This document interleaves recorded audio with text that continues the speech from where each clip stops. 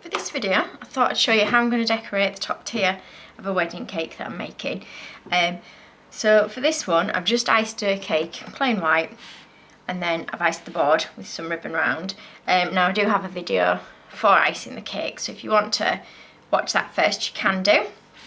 Now what I'm going to do is some little sort of semicircles going all the way around. Now I'd usually use royal icing, but I want to do them in black. And sometimes your royal icing can be a bit runny if you're dyeing it black. So what I'm going to do is I'm going to try and do the pattern in fondant. And I thought I'd show you how it is I do it. So I've just got a round cutter to start with.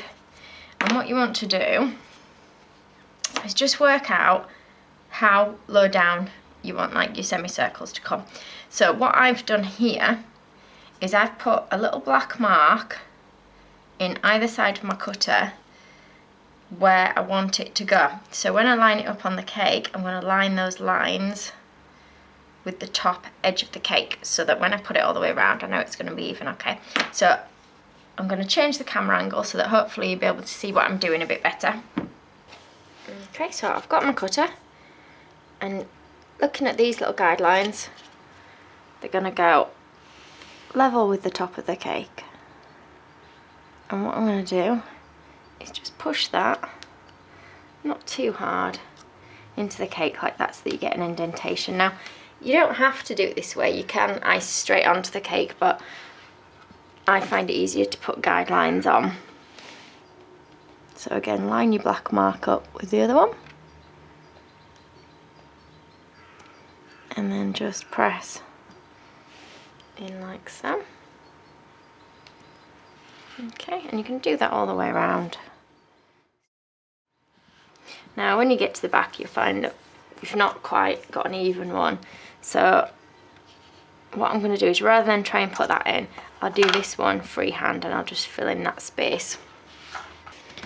So what I've done is I've got some black fondant, and it's just mixed with a small amount of flour and modelling paste.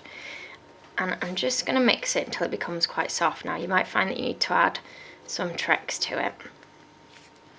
Now again, with this you can do it freehand and roll thin strips if you prefer, but I'm going to use a little clay gun thing that I've got, which it isn't really the cake decorating one, it is for clay modelling. Okay, so this is my little clay gun, and I've just got a little round end on it so that it should come out nice and round, although it's a bit stiff. And you're just going to push until it all comes out. Now, I don't think I've added enough Trex, so it's quite difficult to pull out, so I'm going to add some more Trex and start again. Okay, so let's try again. This is coming out a bit easier this time. So you just need to squeeze off a length that's long enough to go over your little curve. And what I'm going to do is just take in a little bit of water. With a slim paintbrush, I'm just going to put a bit of water in that mark that I've made so that our icing sticks to it. Now don't put too much water on that it runs.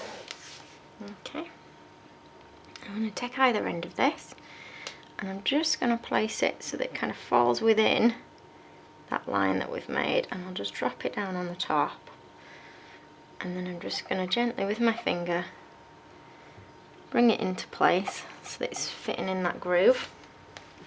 And I'm going to just cut the tops. So I'm just going to cut these off at the top. Okay, and you're going to repeat that all the way around.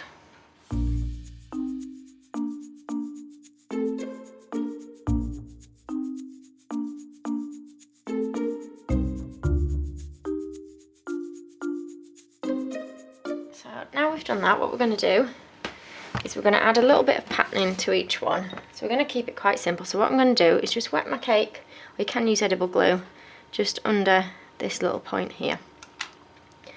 And I'm going to start by rolling a small ball of black, like that. And I'm just going to place that under there. And I'm going to roll another ball, but smaller, and leave a small gap. And then I'm going to just stick that under, like so. Now, we want another ball, a little bit larger, that we're going to roll into a bit of a teardrop shape like that, and that's just going to go at the bottom like that. So it's quite simple, but it looks quite nice, and we're just going to do that all the way around now.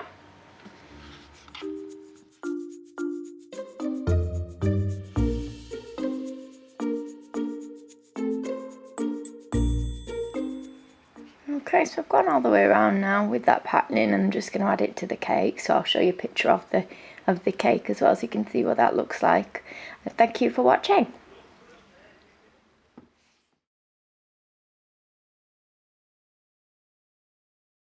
If you liked this video and would like to see more, please click on the images of the other videos suggested. Also, please do subscribe to my channel using the button at the bottom right hand corner of the screen.